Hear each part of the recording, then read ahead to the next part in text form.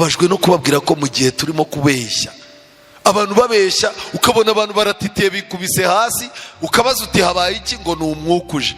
Abantu bari mu rugendo rwerekera mu gutuka umwuka wera, amayobozi b'amadini bakababeshya. Reka nkubwire, guhora wumva ijambo ry'Imana rikubuza ikintu, ariko warangiza ugakomeza kugikorera ubushake, uba urimo kwerekera habi. Ubu ni abantu bangahe batazi ko Bibiliya ivuga ngo wibuke kweza umunsi w'isabato? Ni abantu bangahe batazi ko imitima nambi bibabwira ariko baranze? Ubu abagabo barimo bararundanya abagore ku bushake. Ubundi njyewe ndi mutoya numvaga nzashaka umugore w'igikara, none byarangiye mbanye n'uyu w'inzobe.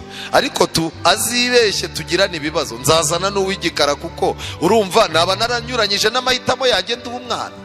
Abantu barimo baragerekeranya abagore, abantu barimo baragerekeranya ibyaha, imitima yaravuze baracecekesheje ijambo ry'Imana. Baraza bakicara mu materaniro nk'uku, umubwiriza akavuga, abapasitoro bakavuga. Muzarebe uburyo abapasitoro batugira inama tugiye gukora ubukwe, bakavuga batuzihangane, dore abantu tumaze iminsi dushingira abakobwa batwite, nizere ko atari kumeze. Umukobwa araho arimo kuvuga ati icyo nshaka ni ubukwe, ndatwite ndamaze.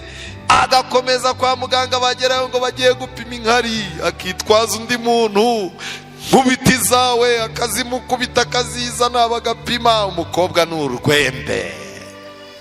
ya ubukwe bwamara ukwezi ugasanga umukobwa yari iki? Yari urugwembe. Kangira ikintu babwira, ibi bintu Satani yadushyizemo byo gucecekesha imitima, kugeza ubwo n'ijambo ry'Imana ritubwira ntitubyumve, tugacecekesha umutima nama kubw'icyo dushaka kugeraho, birimo birerekeza abantu mu kazitiro kandi bizabagora. Niba udafitanye isano ishyitse na Yesu, uri umwanzi we. Uwo tutabana ni umwanzi wanjye, kandi uwo tudateranyiriza hamwe arasandaza. Matayo 12:20. Umuntu tutarimo guhuriza hamwe, niba Imana irimo gukora ikintu mu itorero ryayo, nawe ntuhuze nayo. Imana ikaba ifite ikintu irimo gukora mu bantu, ntuhuze nayo, uba uri umwanzi wayo.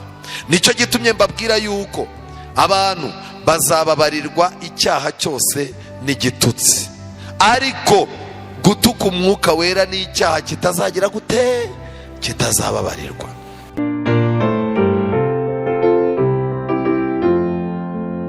Uyu mugoroba dufite icyigisho cyiza gifite insanganyamatsiko ivuga ngo kubeshya umwuka wera, kumubeshyera no kumutuka. Ibyaha bitatu biharawe muri ino minsi, kandi ibi byaha uretse icyaha kimwe, ibindi byaha byombi bibiri bikorwa n'abanyamadini bitwa ko bakomeye. Kandi umuntu uri mu rugendo rw'ibi byaha uko ari bitatu, atangirira ku cyo yibwira ko cyoroshye, akajya ku gikomeye, noneho akerekeza ku kitababarirwa.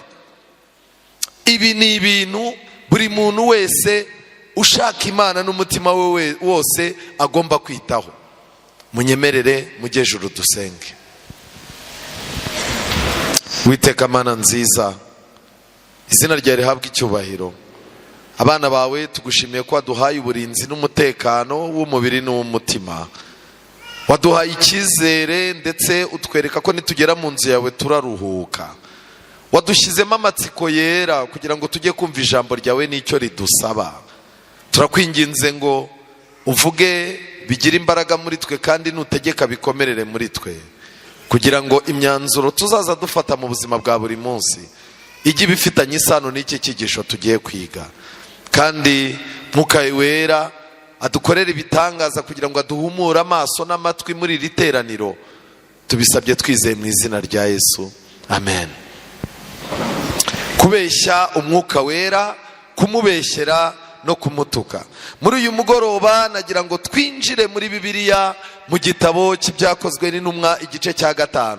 Intumwa zitangira umurimo, Yesu amaze gusubira mu ijuru, ku munsi wa Pentekosti usohoye, bari hamwe bari mu mwuka umwe, basangiye byose, bamaze gusabana imbabazi, hatakirimo uwibwira ko asumba undi, Imana yabamanuriye umwuka wera. Uwo mwuka wera Imana yari ibamanuriye ntabwo wari uwo kubakubita hasi, ntabwo wari umwuka wo kugira ngo bajye bareba abantu bababwira ibyo bakoze n'ibyo bazakora. Ahubwo Bibiliya Yesu yari yarababwiye ngo uwo mwuka w'ukuri naza azatsinda abiki? Ab'isi, abemeza iby'icyaha. Kubw'ibyo rero mwuka wera yaramanutse kugira ngo yemeze abantu ibyaha byabo, atsinde imitima y'abarimo kumva ubutumwa bwiza, kandi uwo mwuka wera ajye yemeza abamaze kwihana ko ari abana b'Imana. Mwuka wera rero yaramanutse. Mu kumanuka kwa mwuka wera intumwa zatangiye gukora umurimo uryoshye, kugeza ubwo abantu batangiye gushaka nabo kuba abakirisitu, kubera uburyo bababonaga baba, kandi ibyo bintu kuba umukirisitu byari biharawe cyane.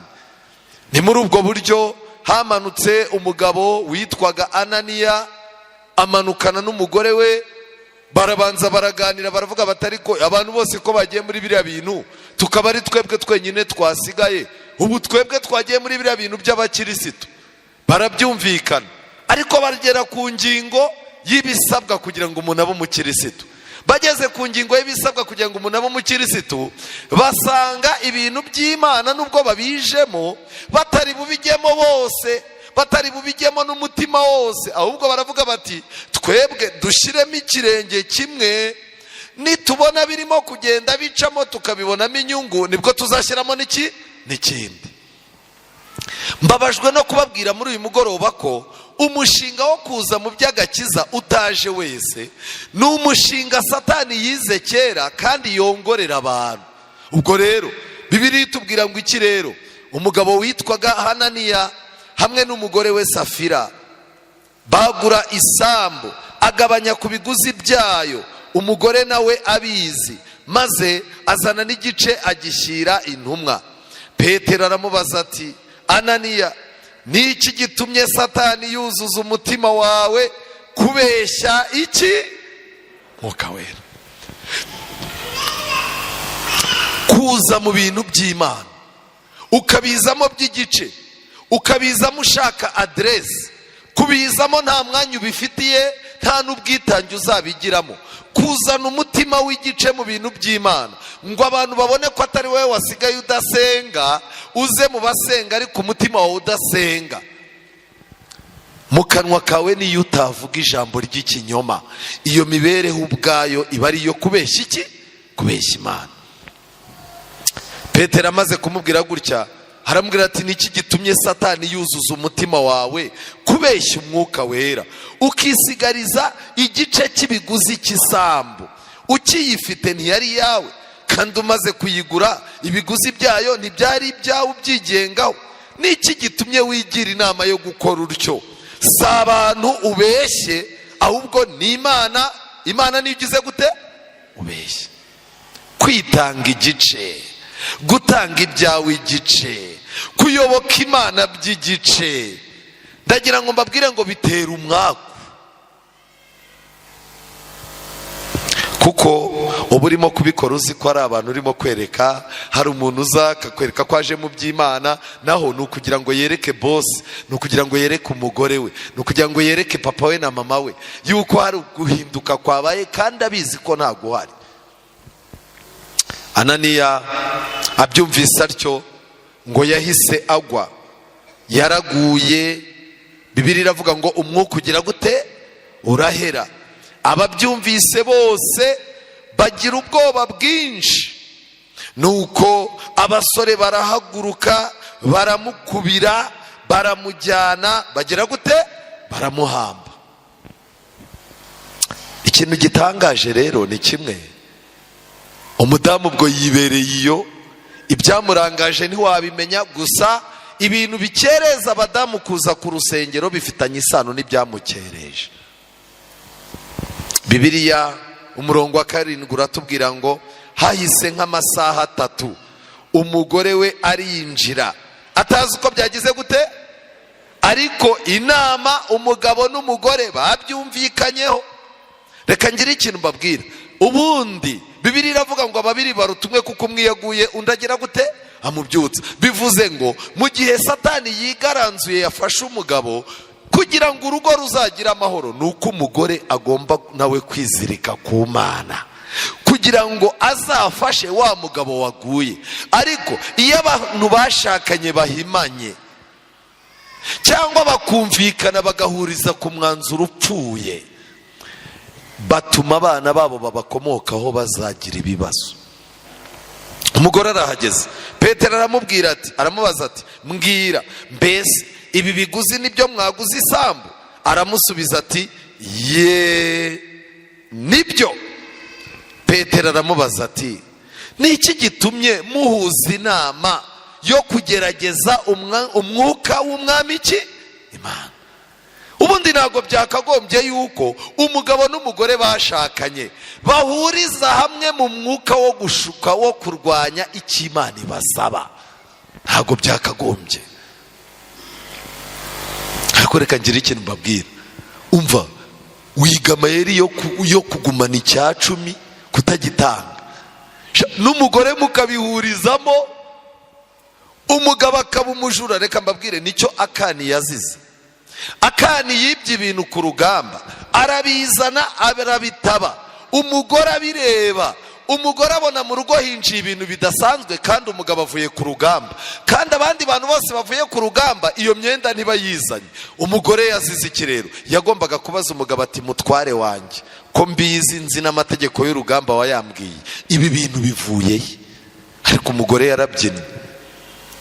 Mu gihe bari barimo gukurikirana nkete y'ibyo bintu byabuze, umugore ntiyigeze avuga ati, umva rero, reka ngewe ndengera abana banjye, ibi bintu byagenze gutya. Ngo kuko byarangiye umugabo icyaha cye agifatanyije n'iki? N'umugore. Mwabadamu mwe muzabazwa ibyaha abagabo banyu bakora, aho kugira ngo mutume imitima yabitekereza neza, ahubwo kikakimushyigikiramo. Bibiliya iratangaje. Niki gitumye muhuza inama yo kugerageza umwuka w'umwami Imana?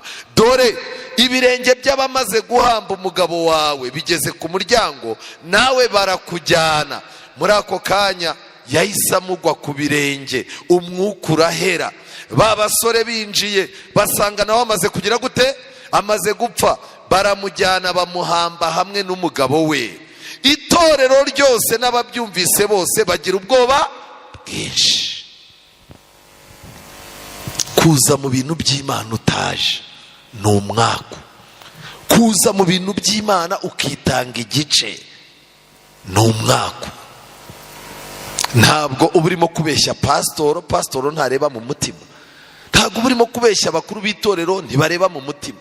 Ntabwo uba ubeshya umugore wawe, ntareba mu mutima. Uba ubeshya iki? Imana. Iki rero nicyo twita kwishushanya. Iki ni icyaha cya mbere.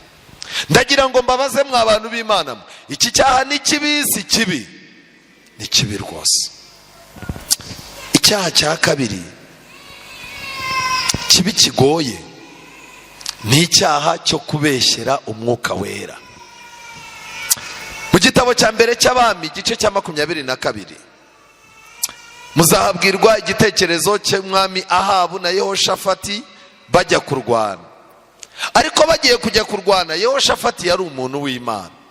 Yehoshafati nta ntambwe yajyaga atera atabanje kugisha Uwiteka inama. Areba umwami, ingabo baziteguye ziri hariya.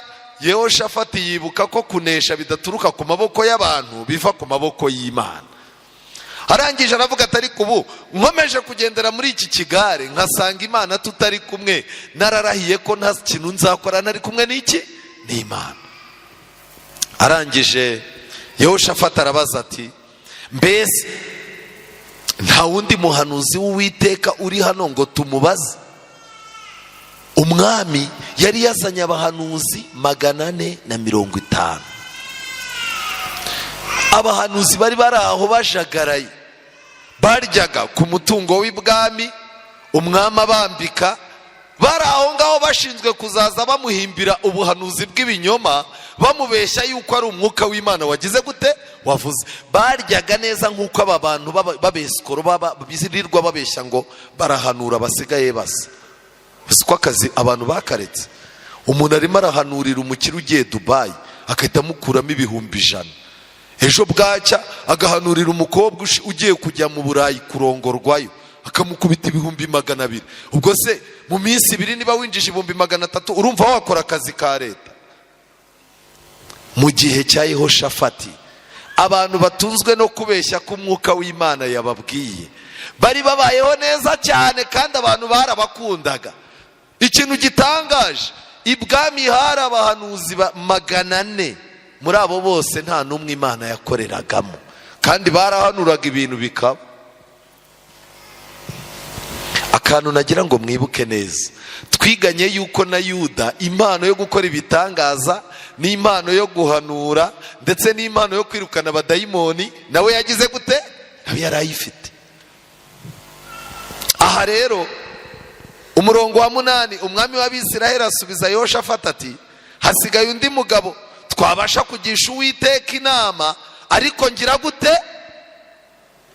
Ni murimo gusoma hariya, ariko ndamwanga kuko atampanurira iki? Ibyiza. Dufite Bibiliya n'umwuka w'ubuhanuzi.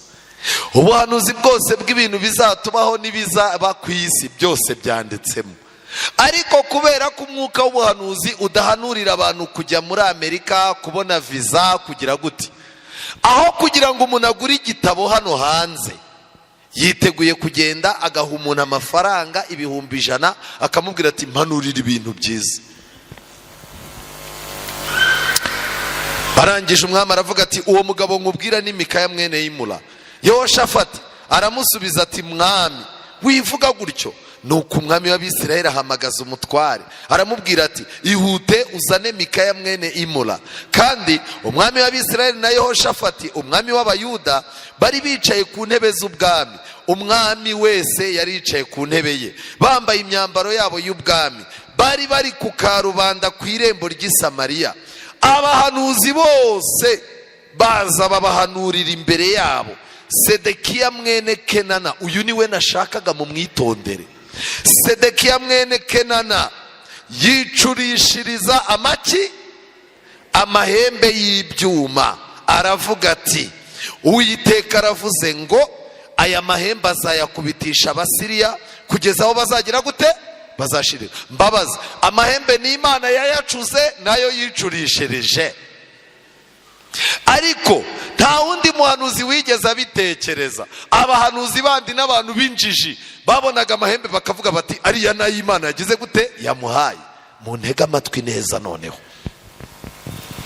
Mikaya yaraje atanga ubuhanuzi nk'uko Imana yabumubwiye, ndetse arangije aravuga, tumva njyewe icyo Uwiteka ari buvuge, icyo kintu nicyo cyonyine ndi buvuge, nicyo ndi buvuge. Murongo wa 24, murebe muri Bibiliya zanyu. Maze Mikaya amaze guhanura, maze Sedekiya mwene Kenana yigira hafi, akubita Mikaya iki? Akubita Mikaya urushyi, aramubaza ati, uwo mwuka wera w'Uwiteka yanyuze hehe ava muri nge akaza kuvugana nande? Nawe. Ariko ni ikibazo, si ikibazo.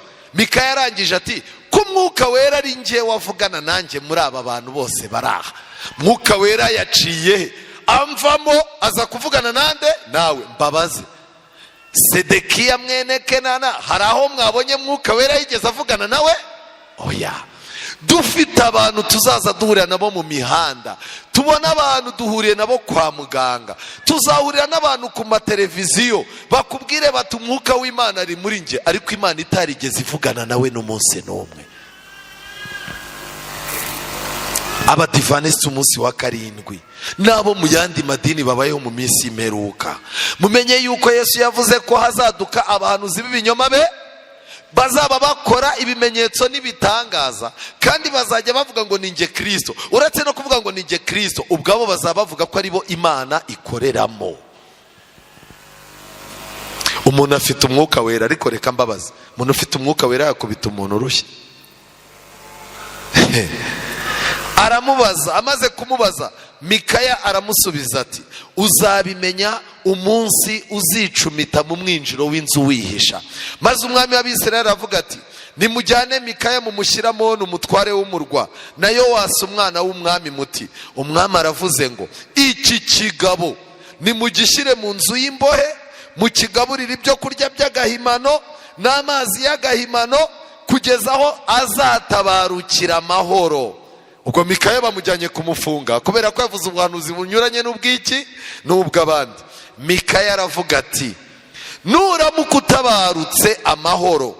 Ubwo ninde yabibwiraga? Yabibwiye umwami Ahabu, kuko Yehoshafati we uru rugamba yaratashye. Yarebye Ahabu aramubwira ati nuramuka utabarutse amahoro Uwiteka azaba atavugiye muri nge. Kandi aravuga ati murumve namwe rubanda mwese. Bivuze ngo gupfa kwa Ahabu cyari ikimenyetso cy'uko Mikaya ari umuhanuzi w'iki w'ukuri. Imbabazi, Ahabu yarapfuye ntiyapfuye? Yarapfuye. Uru rugamba yarugiye wahita rugwaho. Bamaze kumurasa abasirikare be barabihisha, bajya kumwoza mu igare. Yarari mu igare, bajya kumwoza ku kagezi kugira ngo bamwoze amaraso. Mu gihe bari barimo kumwoza amaraso, hepfo hari imbwa zaje kunywa amazi. Imbwa zirimo kunywa amazi, ntimumbwire niba zarumvisemo umunyu, niba zarumvisemo iki, ariko ijambo ry'Imana ryahise risohora iryo Eliya yari yaravuze ngo aho imbwa zarigatiye amaraso ya Naboti niho zizarigatira amaraso yande, amaraso yawe. Ubuhanuzi buba burahuye neza. Iki rero ni ikintu cyitwa kubeshyera umwuka wera. Abantu barimo baricurishiriza amahembe, abantu barimo barazana imvugo bagahengeka imvugo, barimo barikoresha ibintu by'ubwesikoro. Abantu barimo barafata abadayimoni bakoresha imbaraga z'abadayimoni, bakabeshya ko bakiza abantu, bakabeshya ko barimo gukora ibitangaza, barangiza bakabyitirira umwuka wera. Reka mbabwire, umuntu ubeshyera umwuka wera nawe ntashobora kuzabonana n'Imana amaso ku maso. Abantu nibaba abanyakuri, mureke ibintu by'ubwesikoro. Iki cyaha cyerekeza umuntu ku cyaha gikomeye cyo gutuka umwuka wera. Niba udafitanye isano ishyitse na Yesu, uri umwanzi we. Uwo tutabana ni umwanzi wanjye, kandi uwo tudateranyiriza hamwe arasandaza. Matayo 12:20. Umuntu tutarimo guhuriza hamwe, niba Imana irimo gukora ikintu mu itorero ryayo, nawe ntuhuze nayo. Imana ikaba ifite ikintu irimo gukora mu bantu, ntuhuze nayo, uba uri umwanzi wayo. Nicyo gitumye mbabwira yuko abantu bazababarirwa icyaha cyose n'igitutsi, ariko gutuka umwuka wera ni icyaha kitazagira gute, kitazababarirwa. Nshuti zanjye, nagiye mu gitabo cy'umugenzi kuri paji ya 33. Igitabo amadini y'abarokore yose asoma, igitabo abadivantiste dukunda, kuko mu bitabo byacu Ellen White yeretswe ko iki gitabo cy'umugenzi kizagira uruhare mu kuba miliyoni nyinshi zizinjira mu bwami bw'Imana.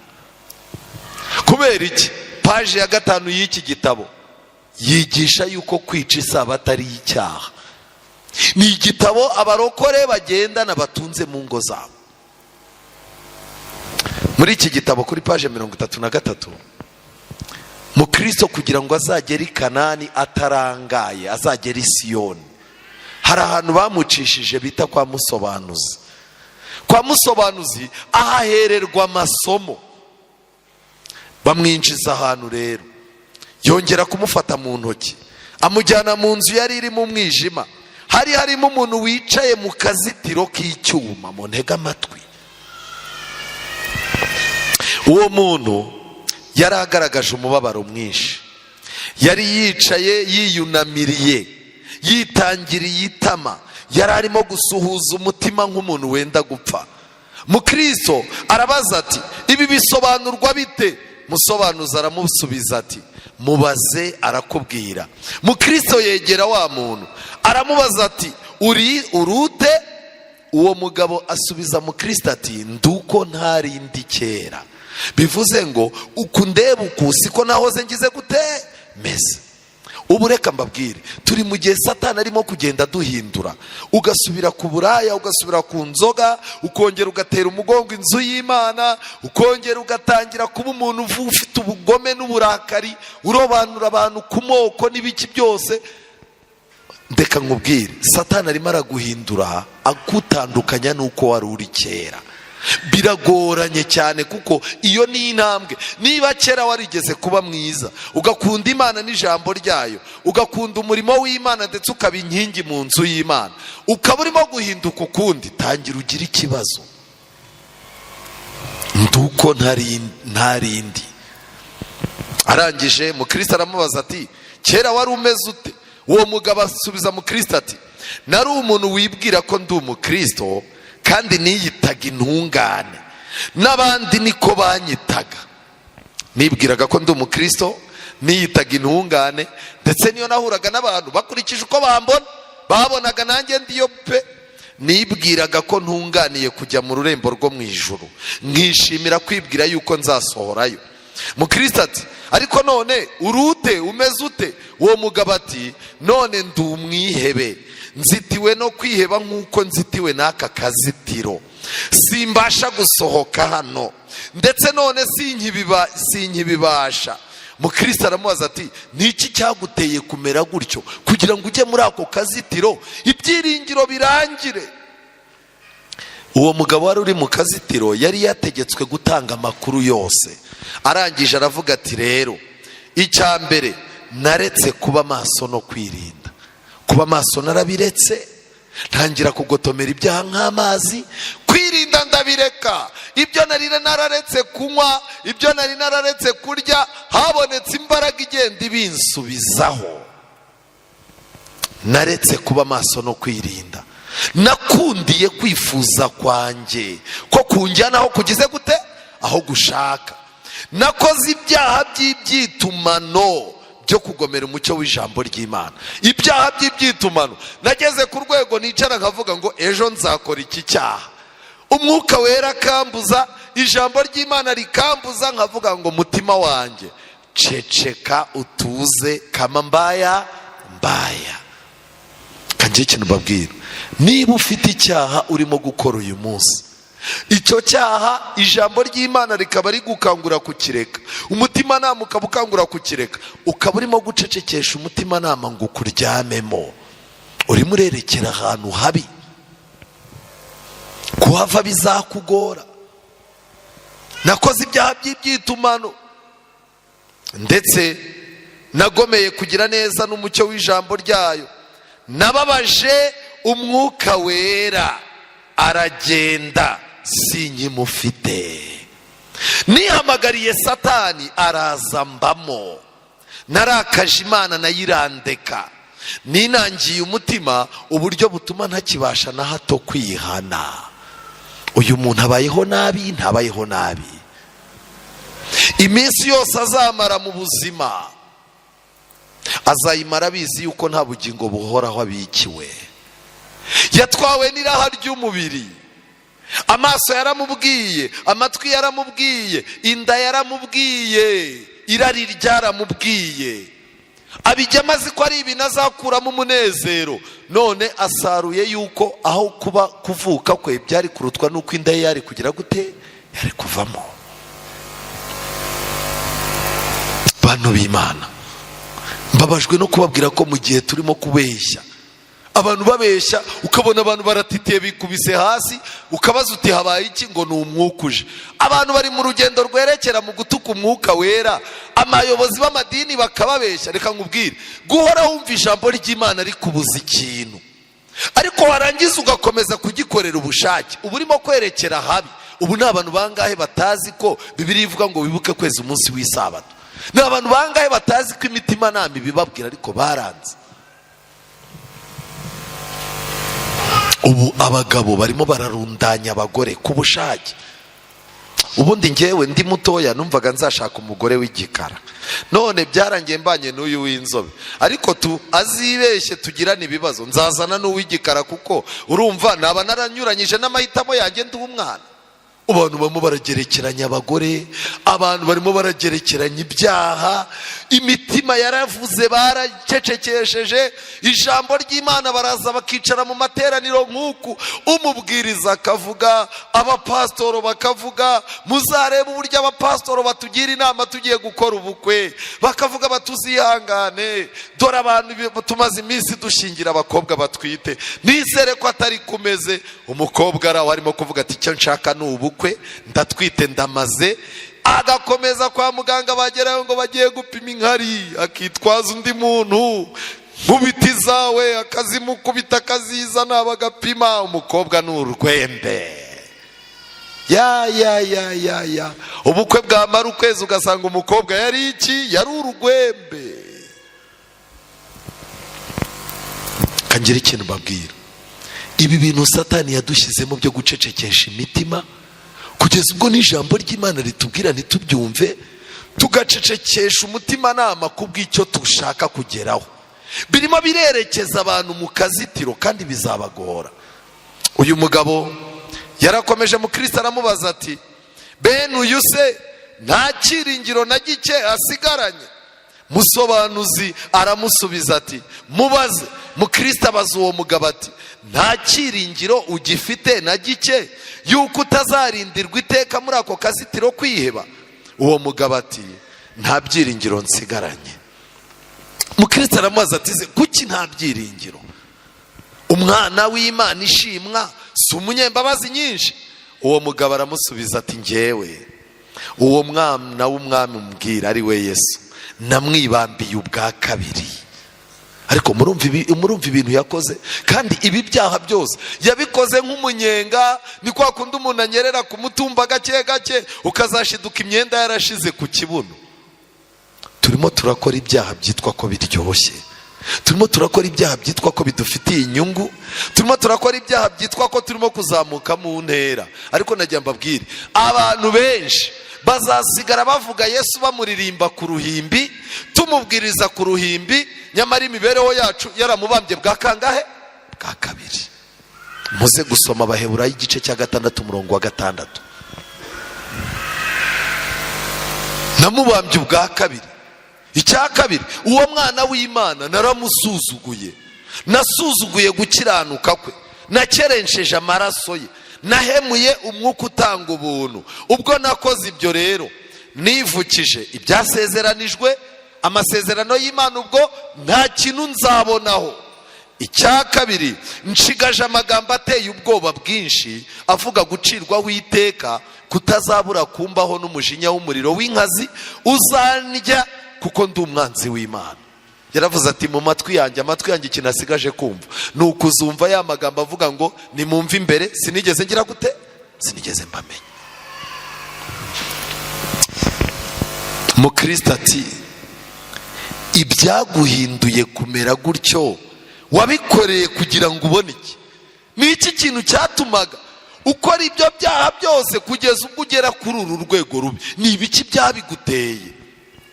Uwo mugabo arangije abwira mu Kristo ati, nabikoreye kugira ngo mpaze kwifuza kw'iyi si. Ibyo byose nabikoraga nshaka guhaza kwifuza kw'iyi si, kugira ngo mbone ibinezeza byayo, mbone n'indamu zayo. Nibwiraga yuko nzabibonamo kwishima no kwinezeza kwinshi, ariko none ibyo byose birimo birandya nk'iki? Nk'inyo. Yageze aho umutima namukazaza umubwira ko nta kintu amaze. Birimo birandya nk'inyo, bikambabaza nk'umuriro. Mu Kristo baramubajije bati, tugusobanurira ibi bintu neza? Mu Kristo ati, hoya, nta busobanuro.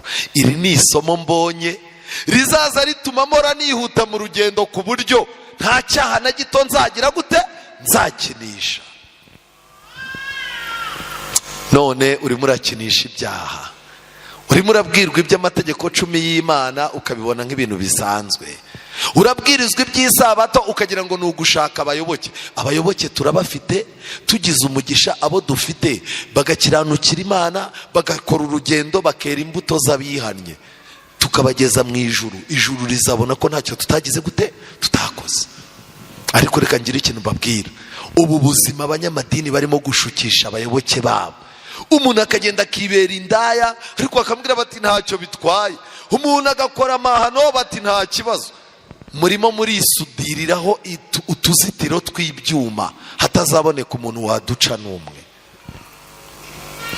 Uyu mugoroba Imana yakuraritse kubw'ibi ngibi. Satani amaze kubona ko Mwuka Wera ari usobanura ijambo ry'Imana, Umwuka Wera ari utera abantu kwihana, Umwuka Wera ari wo wibutsa abantu amasezerano y'Imana, Mwuka Wera ari uzahagararira abana b'Imana akabafasha mu karengane, Mwuka Wera akaba ari we kimenyetso, ari ufasha umuntu kugira ngo ashyire ikimenyetso ku ruhanga. Satani yapanze yuko mu minsi y'imperuka hagomba kuboneka imyuka myinshi isa n'iyigana imikorere ya Mwuka Wera kugira ngo abantu bazacanganyukirwe. Niyo mpamvu muri Bibiliya zanyu mu rwandiko rwa mbere rwa Timoteyo igice cya 4 umurongo wa 1, Bibiliya iravuga ngo ubuhakanyi bwo mu minsi imperuka, ariko Umwuka avuga yeruye ati mu bihe bizaza bamwe bazagwa bave mu byizerwa. Icyo ni icya mbere kizabanza. Uyu ni Umwuka Wera urimo kuvuga ibyo mu minsi y'imperuka. Twagiye twiga ubuhanuzi bw'inyamaswa n'iki, ariko hari ibimenyetso bizaba muri politike ari byo twaraye twize. Ibi ni ibimenyetso bizaba hagati mu mitima y'abantu no mu mibereho yabo. Mwuka yavuze yeruye aravuga ngo mu bihe bizaza bamwe bazagwa. Kugwa kwabo kuzaba gufite ibintu bitatu bikomeye bizagusha abantu. Icya mbere, kuva mu byizerwa. Ubu mwarabibonye, ibintu byose kugira ngo ubone akazi bisaba kuva mu byizerwa. Kugira ngo umugabo agukunde cyane arakubwira ati wowe nzaba inshuti yawe, ibintu byo gusenga wabiretse ku buryo nzaza ngutuma icupa rya kanyanga ukarinzanira. Abadamu muturanye barakubwira bati rero wowe gerageza uhindura ibintu byose, ucomeka amaherena ku zuru, ibintu byose uzubane natwe, nituvuga umuntu nawe udufashe, niturwana turwane, nitujya kurya ubuzima nawe ujyane natwe, niba utabikoze ntabwo tuzabana. Ubu ibintu byose kugira ngo bigende neza, amavuta Satani arimo gushaka gushyira mu bintu byose, nuko intambwe ya mbere ugomba gutera ni ukuva mu ki? Mu byizerwa. Satani azifashisha kuva mu byizerwa. Abantu nibamara kuva mu byizerwa bazita ku myuka igize gute? Iyobya. Iyo myuka iyobya nitangira kuboneka rero, abantu badashishoza bazaza babona iyo myuka ifite ibintu irimo gukora mu nsengero, ifite ibintu irimo gukora ku mateleviziyo, iyo myuka ifite ibintu irimo gukora ku mastade. Abantu bahurure bagire ngo ni umwuka urimo kubivuga, ariko Umwuka yavuze yeruye ko mu minsi y'imperuka hari ibintu bizakorwa. Abashishoza ntibabyitiranye n'Umwuka Wera. Ikintu cya gatatu kizatwara abantu ni inyigisho z'abadayimoni. Abadayimoni ntabwo bazamanuka ngo bigishe abantu gutyo babone, ahubwo abadayimoni bazaca mu bantu bitwa ababwiriza. Abantu bagiye babwiriza inyigisho zishyigikira Satani, ariko izo nyigisho bazita iz'Imana. Reka mbahe imwe mu nyigisho irimo gutangirwa mu madini atuzengurutse, inyigisho y'abadayimoni. Inyigisho iri mu madini aho usanga umuntu urimo kuvuga ubutumwa areba umuntu w'umudamu, umudamu akaza kumubwira ibibazo. Urabona njyewe n'umugabo wanjye, umugabo wanjye ateye nabi, kuva twabana ntajya nsekera, ntajya mpakeya. Hari n'igihe umutima njya nibaza, ariko uyu mugabo niwe Imana yari yarampangiye ko nasabye Imana kumpa umugabo umeze gutya na gutya gutya na gutya? Umupasitori akabazamukiyeho, yabanje kukureba isura yawe, yakubonye ukuri igikara uri muremure, arimo arabihuza n'uwo yashakaga kubana nawe. Yarangiza agahita akubwira ati rero ati Umwuka nanjye arabimbwiye, Umwuka ambwiye ko inkweto yabuze yayo. Nibwo uzajya kubona ubone umumama araje abwiye umugabo, aramubwira ati rero papa kanaka twarabanye, nakubyariye abana, narihanganye bishoboka, kuba twarahoraga dushwana tugongana ntago nakurenganya. Ejo bundi Imana yavugiye mu rusengero yuko nubwo twabanye ntari inkweto yawe. Ubu wabona twirirwa dushwana gutya, hari umuntu mwagombaga kubana bikamacinga bigahura. Kubw'ibyo rero ngiye gusenga Imana izanyereka uwo tuzabana no gukomeza kuruha, nawe ikwereka uwo muzagira gute muzabana. Nyuma y'amezi 3 uzasanga ari umugore wa mubwiriza. Umubwiriza arimo kuvuga ati Imana yaramunzanira munyihera. Ariko ni ikibazo, si ikibazo. Iyo ni inyigisho y'abaki, ni inyigisho y'abadayimoni. Ariko abadamu barimo barayimiragura we.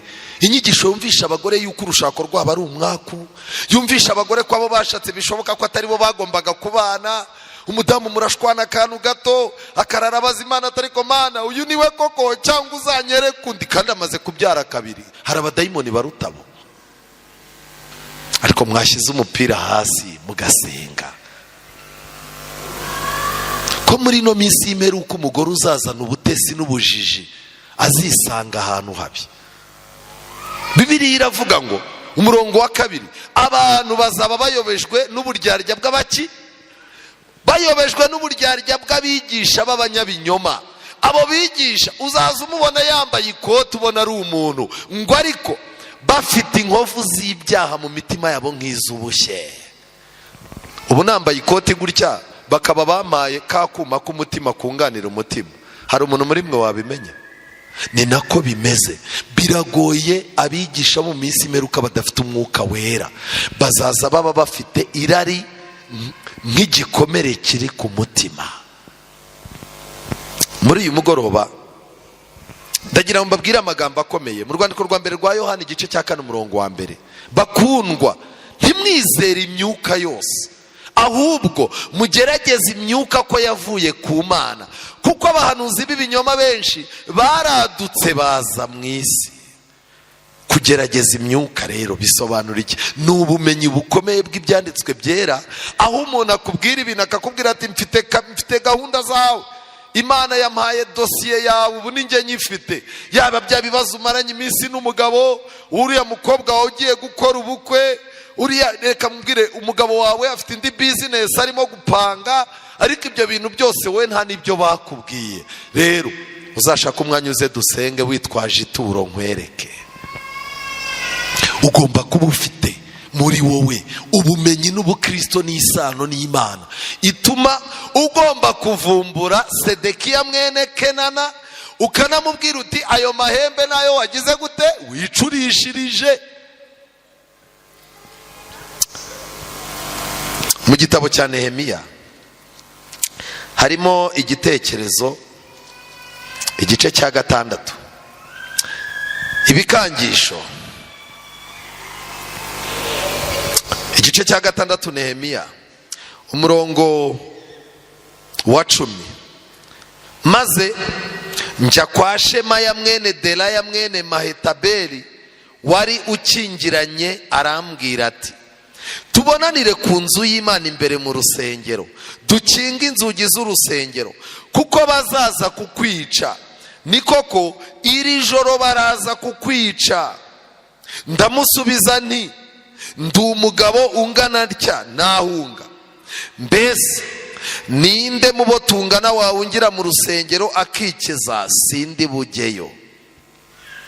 Inyandiko y'ijambo ry'Imana ivuga ko uyu muntu yari umuhanuzi. Bamucamo bamuha amafaranga, ahamagana Nehemiya, haramubwira ati rero ndi ku rusengero, Imana yampaye ubuhanuzi yuko bari bukwice, zamuka uze wihuta, abantu barimo baraguhiga, ngwino. Arangije, ndetse mu gitabo cy'umurimo wa Gikristo niho babisobanuye neza. Uyu mugabo ngo yari umuhanuzi w'umwesikoro wabeshyaga ngo Imana yamuvugiyemo. Imana iragenda ibwira Nehemiya ngo ibyo ni ibyo yihimbiye, n'ayo makuru yuko baza kukwica ntayahari. Musubize ngo ninde wahungiye ku rusengero akahakirira, naho ngo ahubwo yari kujya ku rusengero bakahamwicira. Dukeneye rero ubu bwenge bwo kugerageza imyuka. Nshuti zanjye, ijambo ry'Imana riratangaje. Twihuta, hari abagabo babiri bakomeye mu mateka ya Gikristo. Umugabo umwe yitwa Martin Luther, niwe twese abaprotestani dukomokaho. Umugabo wa kabiri ni umugabo witwa William Miller. William Miller niwe watangije amatsinda y'abantu yashyizwe hamwe bagategereza kugaruka kwa Yesu mu 1844. Ndetse uyu munsi wa none abantu bose bizera ko Yesu ari hafi kugaruka bagendera mu bushakashatsi bwiza bwakozwe n'umugabo witwa Miller. Twebwe amadini yose atari Kiliziya Gatolika, impamvu twitwa abaprotestani tubikomora kuri uyu mugabo witwa Martin Luther. Ariko mutega amatwi ikintu gikomeye, Satani aba bagabo yarabarwanyije ku buryo kugira ngo aba bagabo umurimo bakoze uzapfa ubusa. Satani yazanye abantu b'abanyamyuka babeshya ko umwuka wera avugira muri bo. Murebe mu gitabo cyitwa Intambara Ikomeye, William Miller nta mpuhwe yagiriraga iyo mikorere yaganishaga ku bwaka. Paje 398. Kimwe na Luther yavuze ko umwuka wose ugomba gusuzumwa n'ijambo ry'Imana. Ibintu byose umuntu akubwiye, jya ufata ijambo ry'Imana wihe n'igihe cyo gusenga, ntibakagushyire kuri pressure. Miller yaravuze ati, muri iyi minsi yacu umwanzi Satani afite ubutware bukomeye ku ntekerezo z'abantu bamwe. None se twamenya dute umwuka urimo gukoresha abantu uwo ari wo? Bibiliya irasubiza iti, muzabamenyera ku mbuto zawo. Hariho imyuka myinshi yadutse ku isi kandi dusabwa kugenzura imyuka. Umwuka wose utadutera kubaho twirinda, dukiranuka kandi twubaha Imana muri iyi si ya none, ntabwo uwo mwuka ari umwuka wa Kristo. Nemera rwose ndashidikanya ko Satani akorera byinshi mu buryo budasanzwe muri ayo matsinda y'inzaduka. Abantu benshi muri twe bibwira ko ari abantu bejejwe bakurikiza imigenzo y'abantu, kandi uko bigaragara nta nubwo bazi ukuri nk'uko abatejejwe nabo bameze. Yarakomeje hirya aravuga ngo, ariko wagira uti umuntu ashobora kuba ari mu buyobe nyamara akibwira ko ari mu kuri. None se ibyo ni ibiki? Twasubiza yuko mwuka w'Imana n'ijambo ryayo bitavuguruzanya. Niba umuntu yigenjuje ijambo ry'Imana maze akabona ari mahwi rwose ahuje n'ijambo ry'Imana, ubwo nibwo yakwizera ko afite iki? Afite ukuri. Ariko Satani afite imikorere ye idasanzwe. Ndagira ngo twihute. Umutego ukomeye Satani yaduteze mu banyamyuka. Abanyamyuka Satani kubera ko bakorana nawe, rimwe na rimwe ajya bakopeza imitego yaduteze yifuza ko tuzagwamo. Rimwe na rimwe Satani abakopeza ibintu bibi tuzacamo, kuko Satani ubitegura abagize gute? Ababizi. Aya magambo muraza kuyasanga mu gitabo cyitwa Abakurambere n'Abahanuzi, paje 478. Haranditswe ngo, ntabwo Imana ishimishwa n'imikorere nk'iyo, kandi yabisobanuye mu buryo bwumvikana neza. Uko kwihutira kumenya ibyahazaza bigaragaza kutizera Imana, kandi bikingurira umutima kwakira ibyongorerano by'umushukanyi gica. Ariko uyu mugabo ko mbona atangiye kuzaza ataha saa 8 za nijoro, wazashaka umuhanuzi akambwira niba n'ubundi uyu mugabo tuzasazana. Ubu ntiwabona mvunika kandi habura nk'imyaka 2 ngo dutandukane. Iyo utangiye gushaka kumenya ibyahazaza, abigishwa ba Yesu bashatse kumenya ibyahazaza, Yesu arababwira ngo ubwo ndiho namwe muzagira gute? Muzabaho. Danieli yashatse kumenya ibirenze iby'Imana yamugeneye. Imana iramubwira iti, wowe ibi bintu bireke, icy'ingenzi ni uko uzahagarara mu mwanya wande? Mu mwanya wawe. Petero yamaze kubwirwa ibye byahazaza ari kuganira na Yesu. Yesu amubwiye ati, ragira intama zanjye. Petero abona Yohana. Petero yumva ubwo yamenye ibye byahazaza arashaka no kumenya hazaza hande? Ha Yohana. Petero abwira Yesu ati, uriya we bizagenda gute?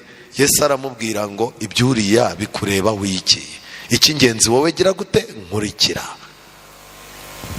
iyo ushatse kumenya ahazaza hawe n'aho urugo rwawe utarahashyize mu biganza by'Imana, uzamenye ko ugomba gushyikirwa n'abapfumu b'iki gihe, uzashyikirwa n'abo bantu babeshya b'amayerekwa, kubera ko iturufu ya mbere badukubitisha ni iturufu y'ahazaza.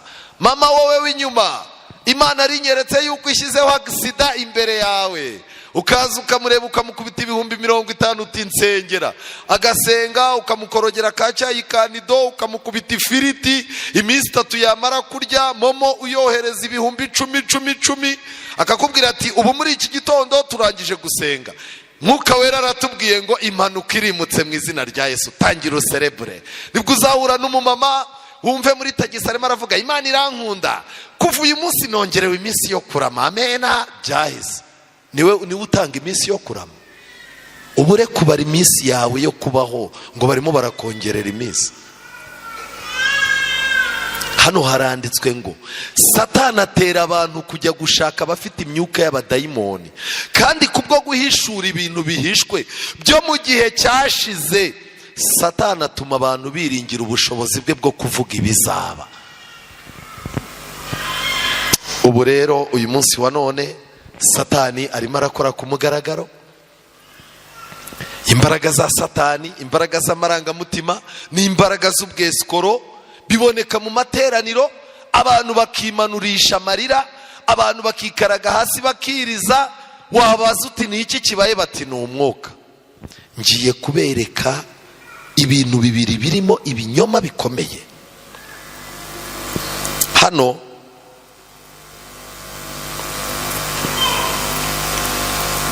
uyu ni umugabo wo muri Afurika y'Epfo, bamwita Alpha Lukao. Pastor Alpha Lukao ni umupastor wo muri Afurika y'Epfo, ukora ibitangaza, utreninga abantu. Yajyaga akora ibitangaza akabeshya abantu, akabwira abantu ngo nibaze ngo uwo munsi baraza gukiza abantu bafite ibibazo bamugaye. Noneho yarangiza, mwe mwazana banyu bagataha badakize, bakavuga yuko ngo abo bantu batari bafite kwizera. Aragenda akazaza ajya ku kindi kirorero, agashaka abantu batazwi, yarangiza bakigira abantu bamugaye amaboko amaguru, bakabazana ku tugare, kuko idini rye rifite utugare 100, turenga 100. Bakazana, ukabona umuntu udasanzwe uzi azanye umuntu, yarangiza akaba babita abantu bo gushyirishamo. Ni ukuvuga ngo araza nyiri inkweto cyangwa nyiri imyenda akamuha amafaranga nk'ibihumbi 100, nawe akabizinga nk'uwaje kugira gute kurangura. Noneho wazaza uzamura umwenda uti we angahe, umukiriya yatangira ati 10,000, wagahita atangira ati 25 byanjye. Mu gihe urimo kureba agahita ugushikuza, uyu ni mwiza, uzi ko hari umudamu w'umuzungu wamwe mwenda nk'uyu, uyu yampa 100 pe 25 ndayatanga ngaya. Noneho wa muntu niwe umwenda uwerekezaho, kazamubwira uyu mwenda ni mwiza, uzi ko n'ibihumbi 200 babiguha. Noneho aho hari wa undi wari watanze 10, agahita avuga ati none se waretse shankawugura. Yarangiza ati hoya ati 25 ngewe ngiye kuyatanga. Wa undi agahita wubuka ati ngaya 30 yanjye, bagahita bayafata. Umwenda wagombaga kugura 4,000, ahubwo hari abantu bashyirishamo. Amadini menshi afite abantu bo gushyirishamo. Uyu mugabo rero yafasha abo bantu bakazababeshya ngo bakize. Havamo umudamu umwe yabeshye ngo najye kuvuga ko arwaye sida, azana igipapuro, afite hopitale akorana nayo, leta yo muri Afurika y'Epfo arabikurikiranye. Baraza mu materaniro baramuhagurutsa, muri iki gihande harimo umuntu urwaye sida, nahaguruke wowe. Undi arangije ati ngewe nta kibazo mfite, ati genda ujye kwipimisha, ku cyumweru gitaha uzagaruka tukwereka igisubizo. Yagiye kwipimisha, bamuzanira igipapuro cya sida. Urumva ni gahunda baziranye. Abayizanye mu materaniro ati ndwaye sida, baramubwira bati humura, Imana yabigaragaje kugira ngo izabikemure. Cyumweru gitaha tuzasenga, dusengera abarwayi barwaye iki sida. Umudamu yaraje, ahageze baramubwira batumva, turasenze. Barasenga, bakora amatekinike yabo, baramubwira bati kuva uyu munsi mu gihe tukiri mu materaniro bakujyane bajye kugupima. Baragiye bamusubiza kwa muganga hahandi, igipapuro bahita bavuga ko kibaye iki, yes, nta sida ageze gutafite. Yaragarutse bamuha umwanya yitera hejuru, abantu bose mwiterane barahaguruka bati pasiteri asigaye iki, sida. Kera kabaye rero amafaranga bari bumvikanye ntibayamuha. Aravuga ati ngewe ngire kuba amateka yanjye yarasebwe, bamwise umugore akiri n'umukobwa. Ngewe ubwanjye mfite ikiganiro nabonye arimo kugikorana n'umunyamakuru wo kuri televiziyo, arimo kumubwira ati turi abantu benshi uriya mugabo yambuye, turamena umuceri. Uranyumva neza? Uyu mugabo rero noneho arangije abonye ibyo bitangaza abantu batangiye kubikekeranyaho, ategura igitangaza cyo kuzura umuntu wapfuye. Ajya muri Zimbabwe azanayo umukozi we, bategura isanduku mu materaniro nk'uko ibintu bishyushye. Abwira abantu ati umwuka arimo arambwira ko hari ikintu kigiye kuba kidasanzwe. Abantu bayoberwa ibyo ari byo, bagiye kubona babona ku muryango hari abantu bazanye isanduku, nyine nka bya bindi tujya tubona muri filime ya Yesu. Babaraje bati pasiteri mumubwira dufashe, kandi urumva niwe wari wabikoze.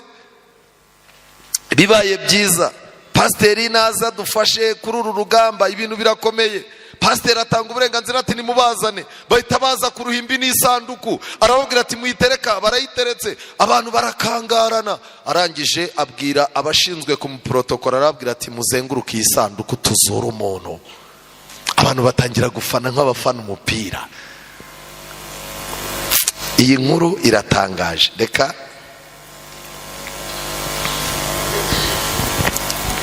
murajya kuri YouTube muramubona, yitwa Pastor Alpha Lukao. Yego, hano barimo kuvuga uburyo yazuye umuntu. Reka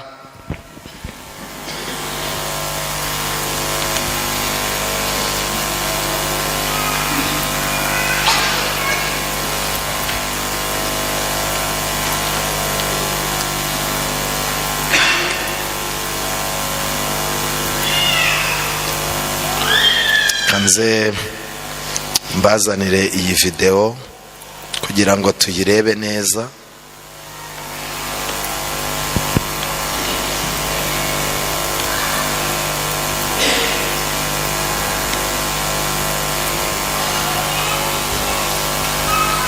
Yego, aha, ndagira ngo rero noneho nsubize inyuma mu byitegereze neza,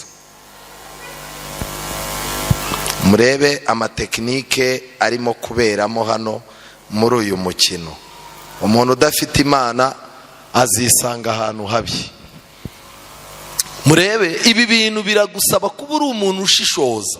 Ngiye kubereka ibanga riri muri iki kintu cyitwa ngo ni igitangaza. Murabona bazanye umurambo, ariko mwebwe ni murebe isanduku ngiriye, murebe mu kanwa huriya muntu, karimo haranyeganyega ntihanyeganyega. Mwabonye mu kanwa? Yafasha abantu be baramuzenguruka kugira ngo atagira umwizero utari uwabo urungurukamo. Arimo arababwira ati rero mwitegure tuzure umuntu mwese nimubanze mwiyeze. Barimo bariyeza. Noneho arababwira tubungiye kumuzura, murebe ku munwa wuriya muntu. Murabona atarimo kunyeganyeza umunwa? Mwabibonye? Kubera iki? Bari bafunze isanduku yaheza umwuka. Noneho rero yararimo kuwukurura. Murebe ibintu agiye kwikoresha do. Ndavuze ngo byuka. Harazutse rero. Harazutse da. Murebe ukuntu yirebesha, ndi hehe? Ubu ndi hehe? Murebe murabibona? Ndi hehe? Dore bizera barimo bararira, Imana ni igitangaza. Dore arimo aravuga ati singuyu, ndamuzuye mu izina rya Yesu. Babandi bajyaga bampinga, iki ni ikimenyetso. Ariko ikintu kidasanzwe, murebe uriya musore ukuntu yigize, ni umukozi we nyuma baje gushwana. Uyu mukino nimureba uno munyamakuru, isanduku murebe na bwa bugari, isanduku ayimukuyemo. Ikintu gitangaje, yahise avuga ngo ubu hano ntabwo twabona ibiryo ngibira bahise babizana. Nipura y'ibiryo bari bayipanze. Muranyumva neza?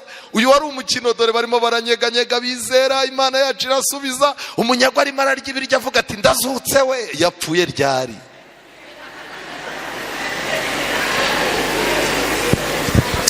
uyu mupasitoro muri Afurika y'Epfo aramubwiye ati fata n'amazi y'umugisha unywe. Urumva, dore amaboko bayazamuye, Imana yacu ni igitangaza irakora. Ureke babadive dusengamo batagira umwuka rwose.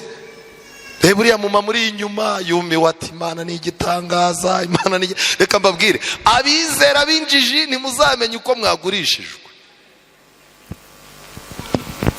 Uyu ni uwa mbere.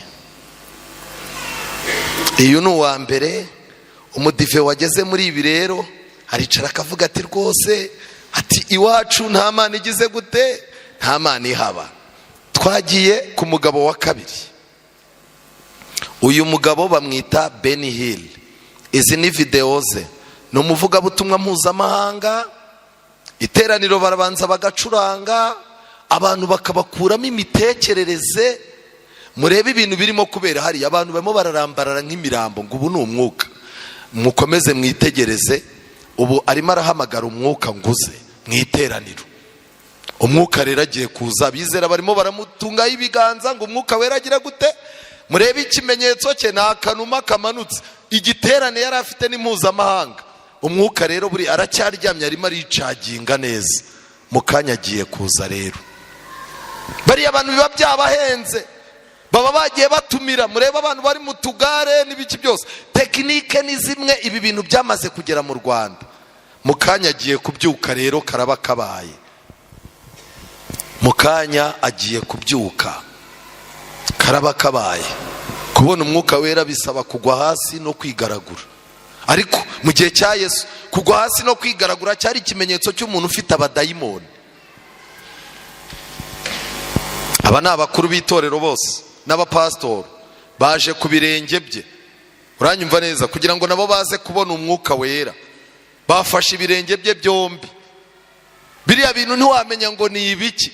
Buriya ntabwo arakira umwuka, umwuka ntaraza. Umwuka ntabwo araza.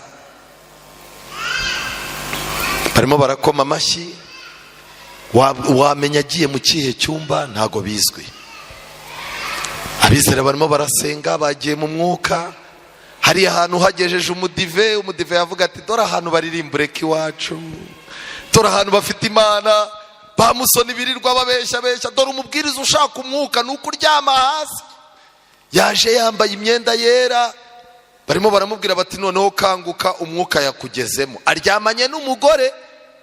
Buri kintu kiba gifite icyo gisobanura. Mwabonye ko ari umugore wari umuri iruhande. Ngo uriya umubwiriza rero, umwuka yaje buri acitse iki? Acitse intege. Mureba amayera arimo, agiye gutangira rero mu mwanya kuwukoresha. Mu by'ukuri kugira ngo umuntu ahabwe umwuka wera bisaba iki? Umwuka wera twe twasezeraniwe bisaba gusenga, kwiga ijambo ry'Imana no guca bugufi. Batangiye kurira rero, agiye gutangira gukora.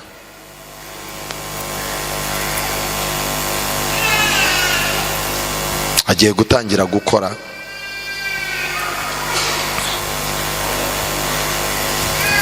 Yasabye abantu gucura, batangiye kuzana abantu barwaye rero.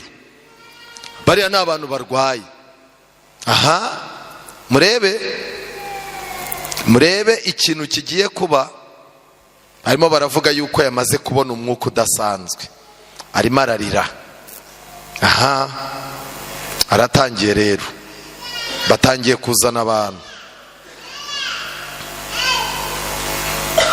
Yego, ikintu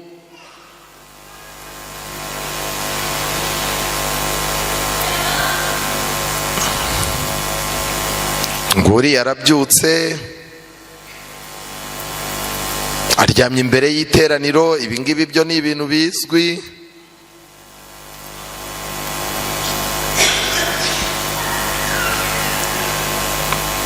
Mwihangane nse n'ugaruka hano.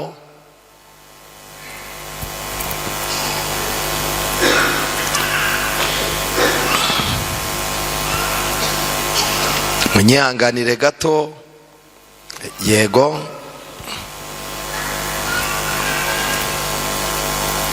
Aha, niba murimo kubireba murabona yuko agiye gutangira. Hari yari yamaze gufata wa mwuka rero. ikoti yarikuyemo ararifite, korari zirimo ziracuranga ibyuma barimo barabikubita cyane, aratangiye rero Mwuka Wera atangiye kugusha abantu. Mwabibonye barimo baratitira, do murebe umwenda ngo wabaye nk'uwa Eliya, arawugukubita ukagwa. Murabibona neza? Ubwo uriya ararambara, yararangiye. Aba ni abahawe Umwuka Wera, bose barahirimye. Murabyumva neza? Namwe mwitegereze ibi bintu. Abantu batangiye gucanganyukirwa, abantu bataye ubwenge, abantu barimo barasakuza. Murebe iyi ni imyuka mibi irimo gushyirwa mu mukumbi mu iteraniro. Murebe ukuntu abantu babaye bagagaye, bameze nk'abantu batewe ikinya. Uyu mugabo yakoze ibintu biteye ubwoba. Buriya ngo n'abadayimoni amukuyemo. Arongera aravuga ati mumugarure. Murabona uriya muntu urimo gusengerwa adahise asinda, amukubise ikindi kintu. Urumva aravuze ati aracyafite undi mudayimoni, mumugarure. Arongeye tayari aravuze ati ubwo abadayimoni 3 barahagije, mujyane. Murebe nabo baraguye. Ubu rero ngo ni Umwuka Wera. Murebe ibintu harimo imbaraga yuzuye, ntiwamenya ngo zaturutse. Muza n'abandi, Imana irahari hano. Murebe noneho iyi ni famiye, ni umugore uzanye n'abana be. Murebe ibyo agiye gukora. Murebe ibyo agiye gukora.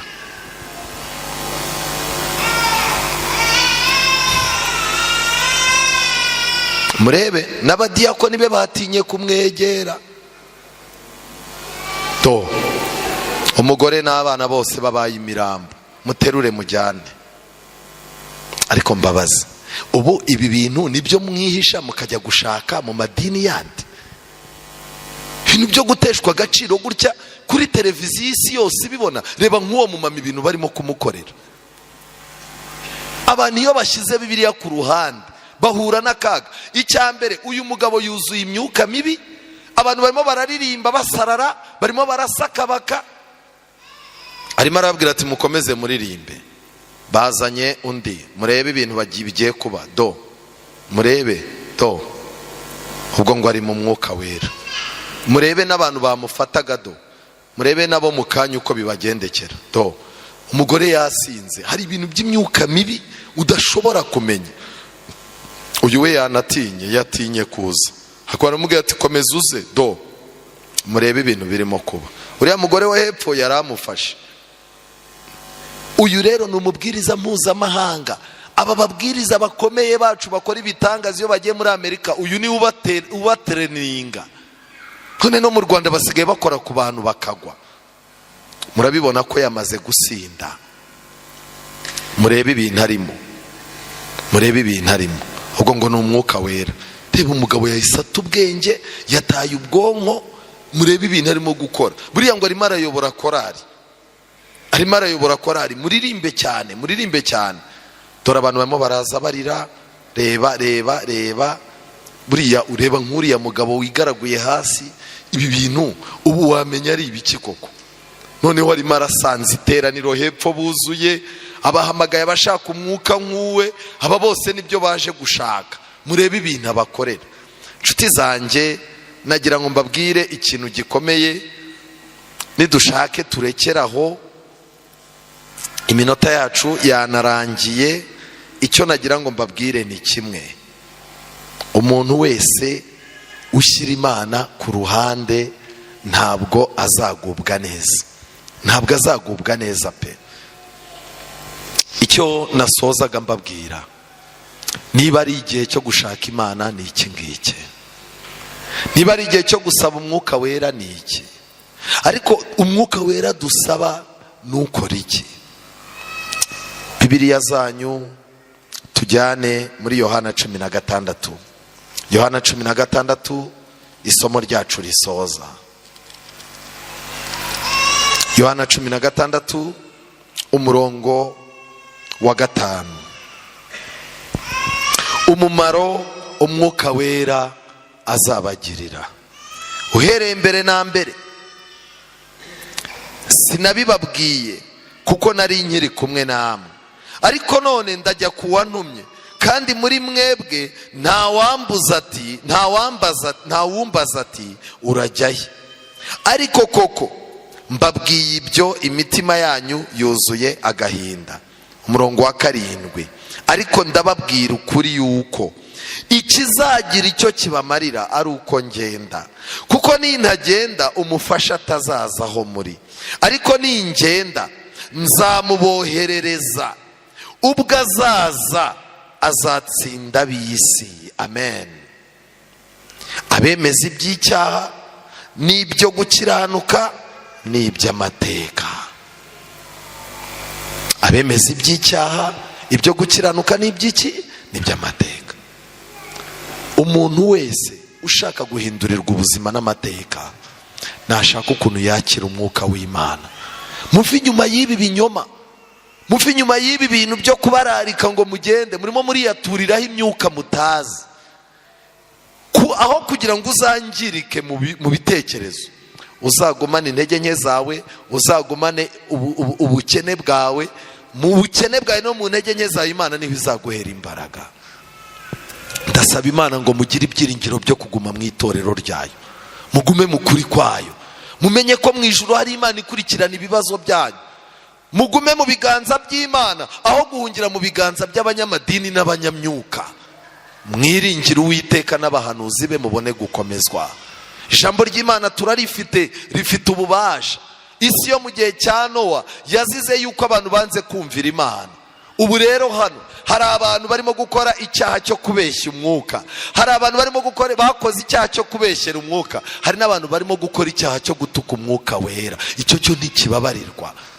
Bishoboka ko nawe kwiga waje kwisanga uri mu kazitiro, ukaba warageze urwego ukoraho ibyaha utajya gukora, ukisanga uri mu bintu by'amafuti utateganyaga kugwamo. Ndakwinginze muri uyu mugoroba, umuntu uvuga ngo ubuzima bwanjye buri mu kazitiro, ndimo ndarya ibyo ntaryaga, ndimo ndanywa ibyo ntanywaga, ndimo ndasengera mu misengero ipfuye, nateye umugongo Imana, nasubiye inyuma, sinkibona umwanya wo gutekereza Imana, umutima nama wanjye narawucecekesheje, mfite icyaha cyantwaye ku buryo kitandekura ngo mbe naba umuntu w'Imana, kandi mfite ubwoba ko nazimiza ubugingo bwanjye muri aka kazitiro.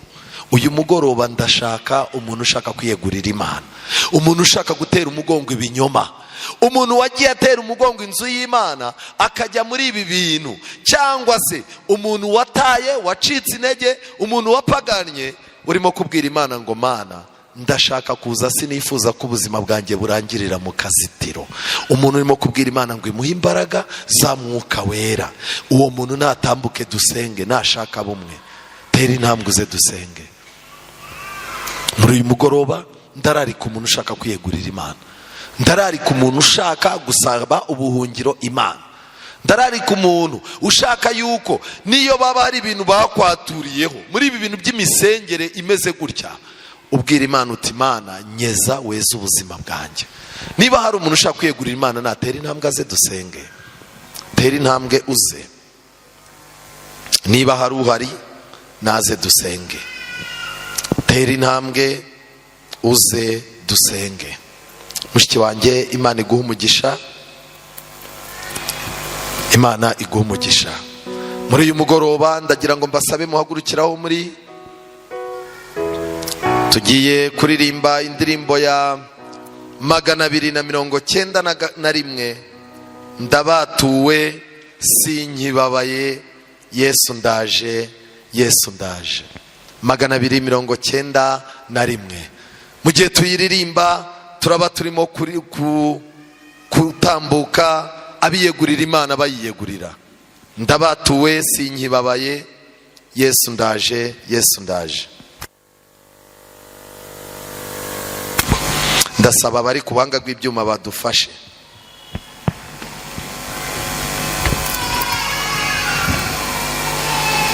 Uyu mugoroba ndaza kuza guhamagara nyuma y'aba bana barimo kwiyegurira Imana n'abandi barimo kubitekereza bagiye kuza, ndaza kurarika pasiteri aze kuza kudusengera nk'uw'Imana yahaye umugisha, dusabire umugisha, adusabire kuba hafi y'Imana no gutera umugongo ikibi. 291.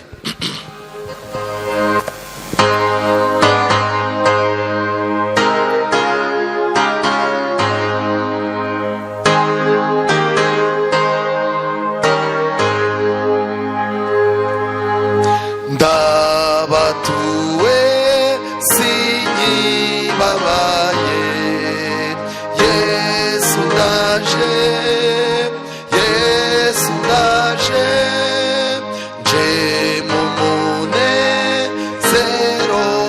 iwawe, ubu Yesu ndaje, nje nifuza gufashwa nawe, ngutuyine nkenyeza nyugize, mvuye mu byahanje nkugana, ubu Yesu ndaje, nyejejwe isoni sinihebye, Yesu ndaje, Yesu ndaje, nemeye umusaraba wawe, ubu Yesu ndaje,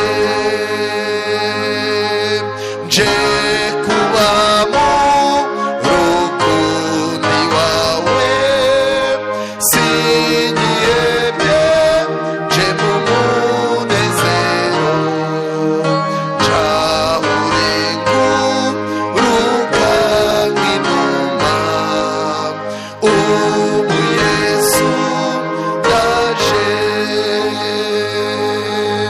wamaze ubwoba bw'igitumo, Yesu ndaje, Yesu ndaje, nje mu munezero iwawe, ubu Yesu ndaje, wanyaruye mw'irimbukiro, ungeza mu mahoro adashira, ngo murengo reba mu maso, ubu Yesu ndaje.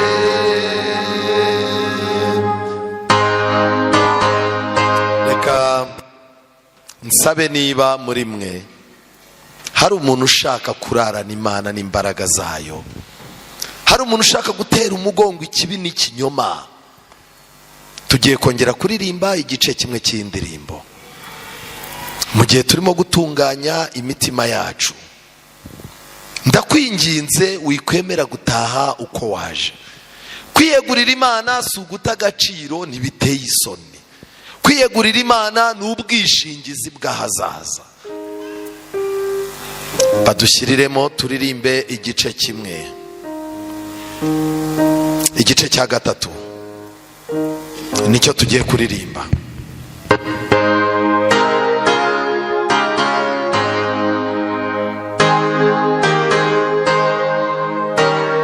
Nyize imiruho, nyize imiruho n'ubwibone, Yesu ndaje, Yesu ndaje, nje mu munezero yawe, ubu Yesu ndaje, nje kuba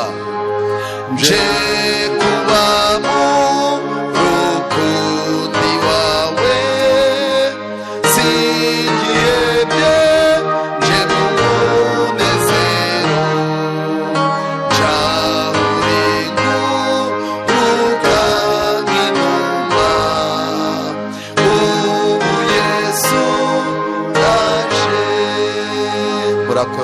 Murakoze, tugiye gusenga, Imana ibaha umugisha.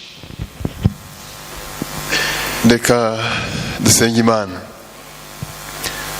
Data uhoraho uri mu ijuru, masaha nk'aya y'umugoroba tugushimiye amahirwe akomeye waduhaye yo kuza imbere yawe, turi mu nzu yawe kugira ngo twumve ijambo ryawe, izina ryawe rihimbazwe. Tugushimiye ijambo ryawe tumaze kwiga, aho dusanze uburyo butandukanye umwanzi akoresha kugira ngo ariganye abana bawe, batuka umwuka wera kandi babeshya.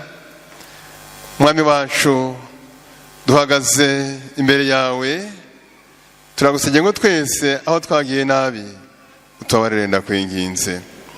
Twuzuze umwuka wawe wera, uduhe kuba hafi yawe kugira ngo ibihe byiza watugeneye byo kwiga ijambo ryawe bye kudupfira ubusa, ahubwo bidufashe kongera isano dufitanye nawe, kandi ku iherezo ry'ibihe uzadukire mu bwami bwawe. Tukweretse by'umwihariko iri tsinda ry'abana bawe riri hano imbere y'iteraniro, bateye intambwe baza ahangaha ku ruhimbi bifuza kubana nawe, barifuza gutera intambwe bagusanga Mwami, barifuza kuba hafi yawe, bibashoboze ndakwinginze. Ikintu cyose umwanzi yabateza cyatuma basubira inyuma uzakibarinde, bambike imbaraga yawe kugira ngo bongere gushikama mu byizerwa, maze ku iherezo bazataba ubwami bwawe. Dukomeje gukorageza rero aya mavuna, turagusabye ngo uzakomeze kwigaragaza, kandi ku musozo tuzashima izina ryawe. Bana natwe muri byose, kandi uyu mugoroba utubere umugoroba w'umugisha, tubigusabye mu izina rya Yesu.